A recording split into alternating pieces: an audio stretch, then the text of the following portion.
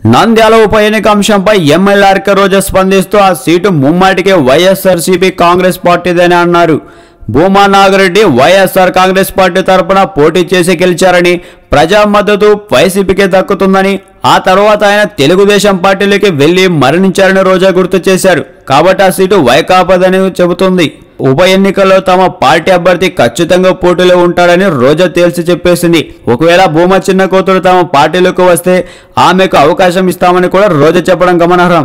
భూమా పెద్ద కూతురు అఖిల ప్రియ చంద్రబాబు మంత్రివర్గంలో టూరిజం శాఖ మంత్రిగా ఉన్న సంగతి తెలిసిందే. నంద్యాల ఉప ఎన్నికలో భూమా చిన్న కూతురు మౌనిక పోటీ చేయనందునే వార్తలు వస్తున్నాయి. అయితే భూమా నాగిరెడ్డి అన్న కుమారుడు బ్రహ్మానందరెడ్డి కూడా ఈ టికెట్ ఆశిస్తున్నారు. ఈ నేపథ్యంలో తెలుగుదేశం పార్టీ తరపు నుంచి మౌనిక, బ్రహ్మానందరెడ్డిలో ఎవరు పోటీ చేస్తారనేది ఆసక్తికరంగా మారింది. ఈ నేపథ్యంలోనే రోజా స్పందిస్తూ మౌనిక తమ పార్టీలోకి వచ్చి పోటీ చేస్తే అవకాశం ఇస్తామని వ్యాఖ్యానించారు.